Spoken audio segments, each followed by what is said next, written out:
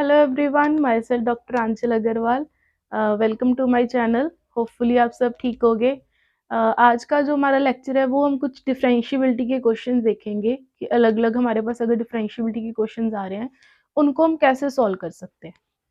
देखो first question क्या है हमारे पास, कहते हैं एक फंक्शन है f, उसकी हमें वैल्यू दे रखी है किसके ऊपर, 2 के ऊपर, 4 दे रखी है। उसके डेरिवेटिव की वैल्यू दे रखी है किसके ऊपर, 2 के ऊपर, that is again 1। then you have to find the value of this expression।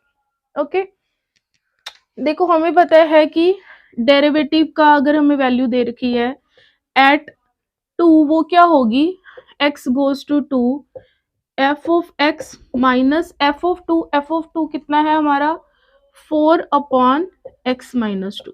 ये हमें दे रखा है कितना 1। अब हम इसको एक बार अलग से रख लेते हैं, इसको हम बाद में यूज करेंगे। पहले इस एक्सप्रेशन को थोड़ा सा सिंप्लीफाई करते हैं।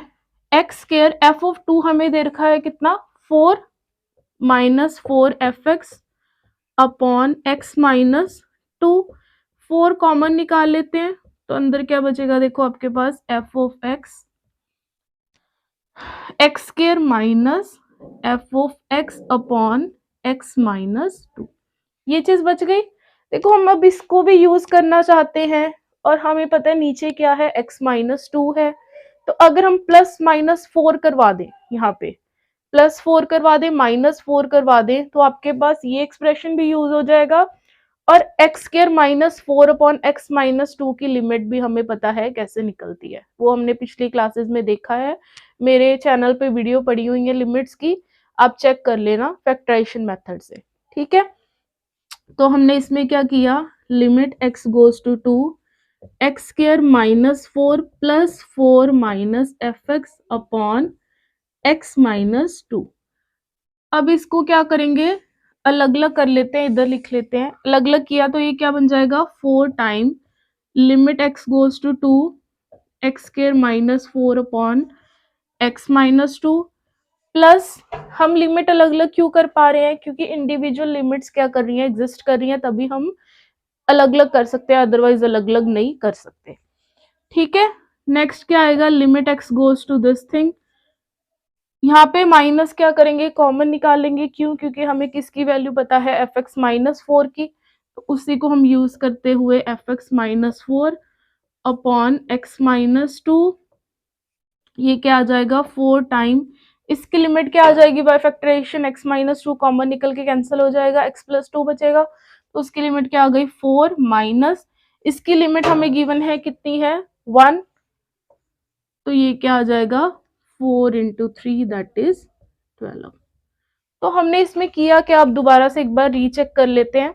देखो हमें डेरिवेटिव के 2 के ऊपर वैल्यू दे रखी थी, उसकी हमने बाय डेफिनेशन लगा के रख ली एक बार, फिर हमने सोचा इसको बाद में यूज करेंगे।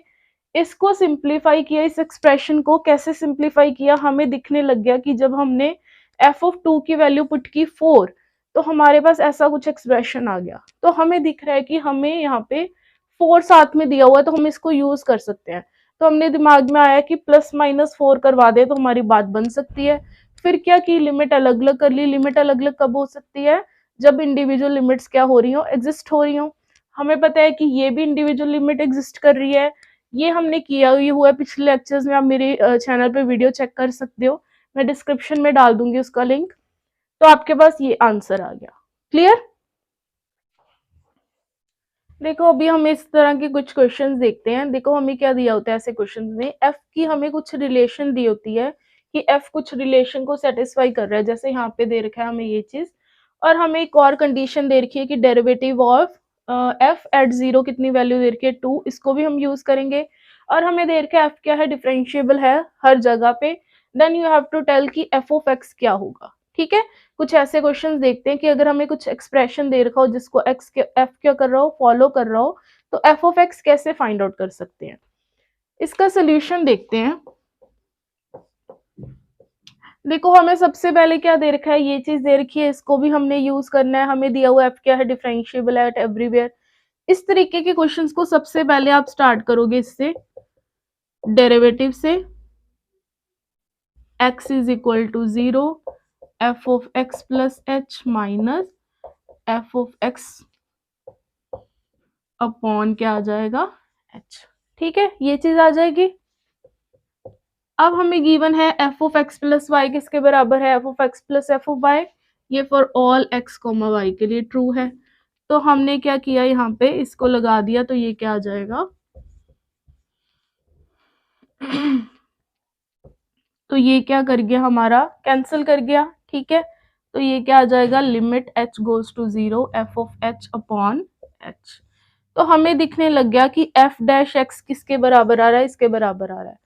हमें ये भी चीज गिवन है, पहले इसको थोड़ा लिख के देखते हैं, फिर देखेंगे इसके तरफ आएंगे। फिर देखो एफ डैश ऑफ 0 कितना दे रखा है आपको 2, तो इसका मतलब क्या हुआ, limit h goes to 0 f of h minus F of 0 upon h कितना है आपका 2 है।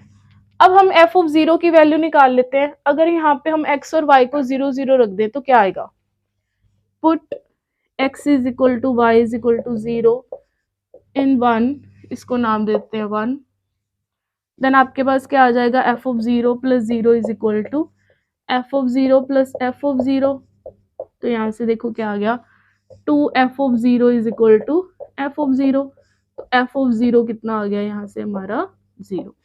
तो यहाँ से एफ ऑफ 0 कितना आ गया 0। तो इसका मतलब क्या हो गया, limit h goes to 0 f of h upon h कितना है हमारा 2, और यही हमें चाहिए था। तो f डैश x किसके बराबर आ गया, हमारा 2 के बराबर आ गया। तो अब हम क्या करेंगे, हमें फाइंड आउट क्या करना था, fx।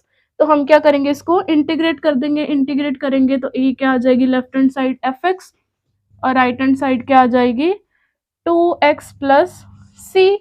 ठीक है, फिर c की वैल्यू कैसे फाइंड आउट करेंगे, f ऑफ 0 क्या आ जाएगा c, और हमें पता है f ऑफ 0 क्या है 0 है, तो c की वैल्यू कितनी आ गई 0।